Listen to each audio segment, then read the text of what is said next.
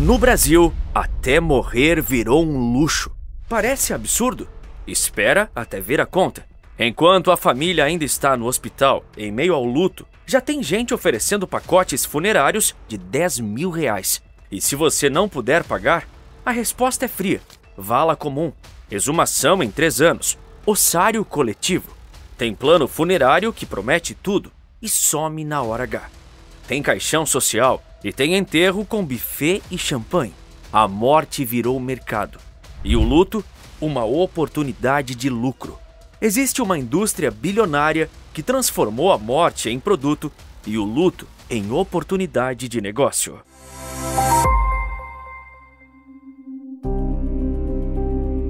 Você perdeu alguém, o mundo parou, mas a primeira coisa que chega é a conta. E a maioria só descobre isso quando já está de luto.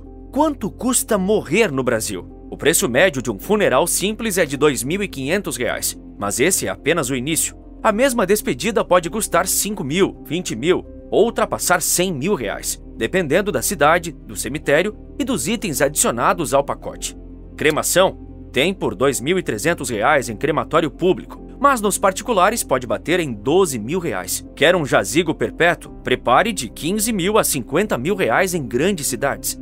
No Recife, um funeral popular pode custar menos de R$30, com velório básico e cova comum subsidiada. Mas no mesmo país, o enterro no Morada da Paz, cemitério de alto padrão, pode custar R$14.000 só pela vaga, sem contar o funeral. Cada escolha tem um preço e quase tudo é empurrado. Um caixão básico varia de R$800 a R$1.500, mas tem modelo de luxo que custa até R$30.000, com alça cromada, forro acolchoado e acabamento de madeira nobre. Coroa de flores, de R$150 a R$5.000. E se for em feriado ou fim de semana, muitos serviços cobram taxa extra. Sim, taxa de luto com acréscimo. Mas e se eu não tiver dinheiro? A resposta é direta: enterro social. As prefeituras oferecem serviços gratuitos para famílias com baixa renda, geralmente com comprovação de até 3 salários mínimos. O problema é que ninguém avisa. Em São Paulo, milhares de pessoas têm direito a um funeral gratuito, mas acabam pagando pacotes caros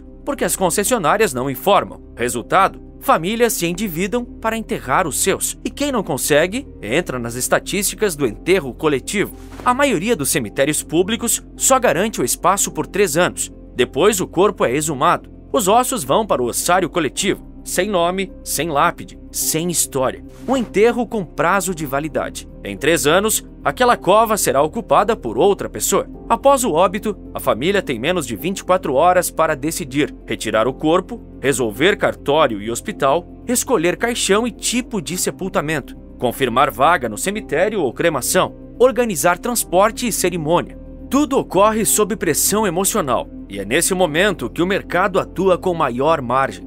A dor reduz a capacidade de decisão racional. Sem tempo para comparar preços ou analisar contratos, a família aceita o primeiro pacote apresentado. Eles sabem que você está vulnerável e contam com isso.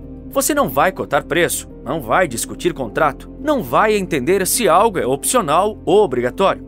Vai apenas dizer: faz o que for preciso. E é nesse espaço que os lucros explodem.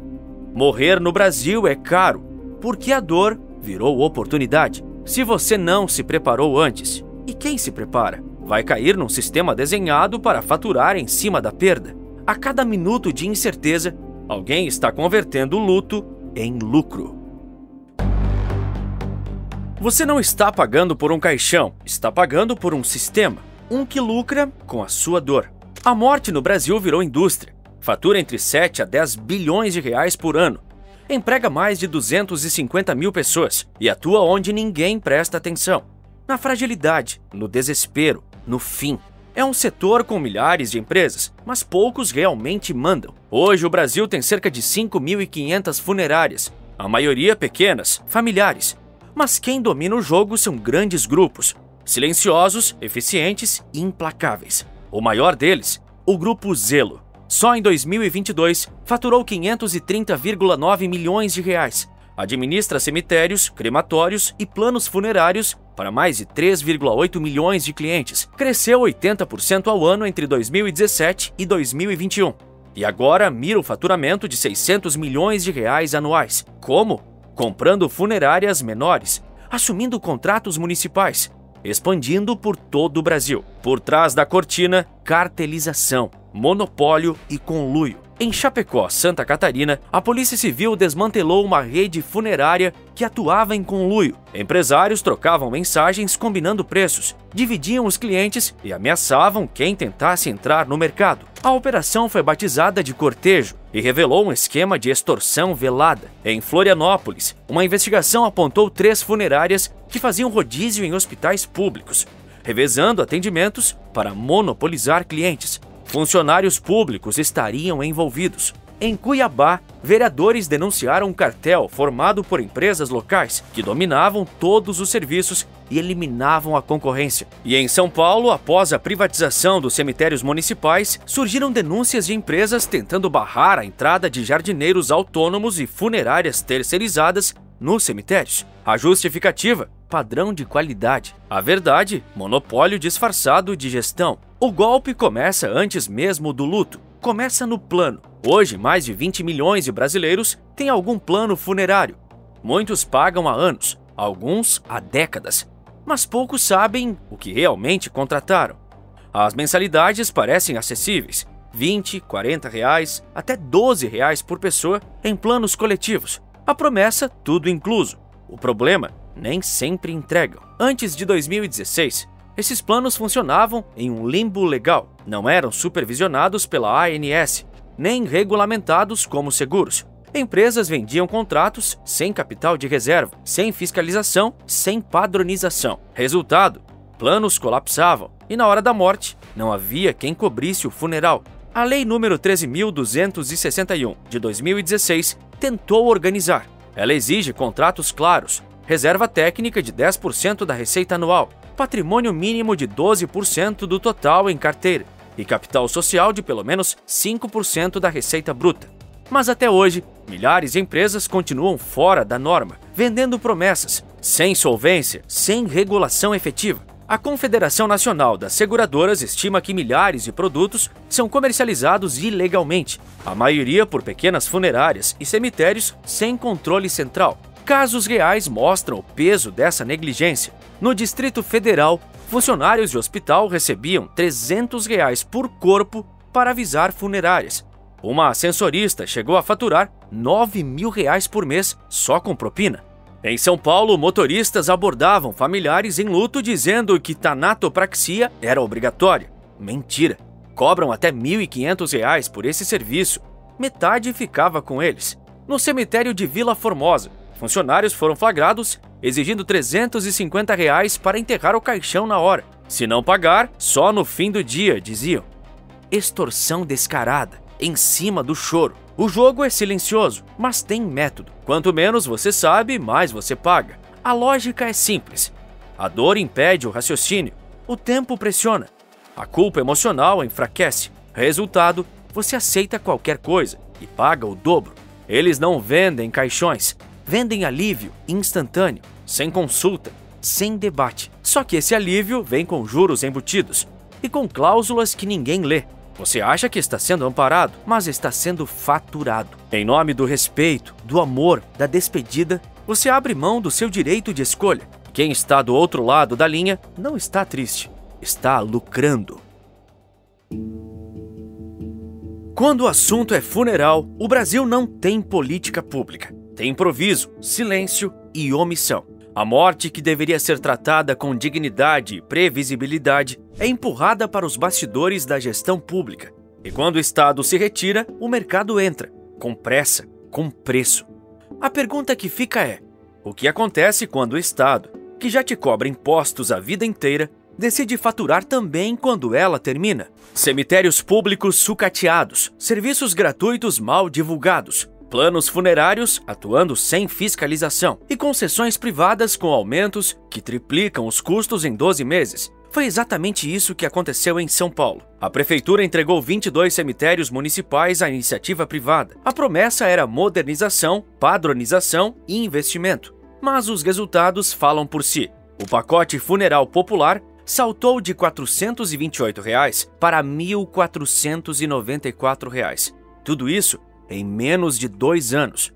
Famílias relataram dificuldade para acessar o serviço gratuito. Outros afirmaram que foram pressionados a pagar por itens não obrigatórios, como tanatopraxia ou velório estendido. O próprio Tribunal de Contas do município apontou falhas, falta de fiscalização das concessionárias, preços opacos e até casos de cobranças indevidas por enterros gratuitos. O direito existe, mas ninguém sabe e ninguém informa. Quase toda grande cidade brasileira oferece algum tipo de assistência funerária gratuita. Normalmente, o critério é renda familiar de até 3 salários mínimos ou registro em programas sociais. Em Belo Horizonte, por exemplo, a prefeitura cobre cerca de 1.300 funerais por ano, e em São Paulo há um plano específico para funeral gratuito, que inclui caixão, transporte, velório básico e sepultamento. Mas em muitos casos, a família só fica sabendo disso depois de pagar. Por quê? Porque o Estado não informa, não orienta, não fiscaliza. E a funerária também não vai fazer isso por você. Quando o serviço é público, ele é mal gerido. Quando é privado, é mal regulado. O poder público tem terceirizado o setor para concessionárias e grupos privados. Só que muitas dessas concessões acontecem sem critérios técnicos, sem limites de reajustes claros e com baixa ou nenhuma fiscalização. E o impacto não é apenas no bolso, é na dignidade de quem parte, é na tranquilidade de quem fica. Não há acompanhamento, notificação eficiente ou alternativa clara para a família. Em Recife, entre 2020 e 2023, mais de 25 mil exumações foram realizadas. Muitos desses restos foram descartados por abandono involuntário. Famílias que nem sabiam do prazo. A cremação, solução urbana e sanitária, também sofre com a negligência estatal. Em várias capitais, só há um crematório público, quando há. Em São Paulo, o único crematório municipal viu o preço básico saltar de R$ 610 para mais de R$ 2.300 após a concessão. No Rio de Janeiro, a cremação gratuita depende de critérios rígidos, e a maioria dos crematórios está nas mãos da iniciativa privada. Mesmo sendo uma alternativa cada vez mais procurada, a estrutura pública não acompanha a demanda. A morte não tem lobby, não tem campanha, não dá voto. Por isso, o Estado empurra o tema para o rodapé da pauta, sem planejamento, sem orçamento, sem transparência. Enquanto isso, famílias continuam caindo em armadilhas, pagando o que não deveriam, aceitando o que não queriam e lamentando 2 vezes, pela perda e pela conta. A pergunta não é só por que custa caro morrer, é por que o Estado deixou chegar nesse ponto. A resposta está na omissão, na ausência de política pública real e no abandono de um tema que mais cedo ou mais tarde atinge todo cidadão. Se a morte movimenta bilhões, imagine o que movimenta uma região onde a vida já foi descartada. A Cracolândia não é um problema urbano, é um ativo lucrativo. Um sistema que transforma dependência em receita e miséria em estratégia de poder. Assista ao vídeo que está aparecendo na sua tela e descubra quem ganha mantendo tudo exatamente como está.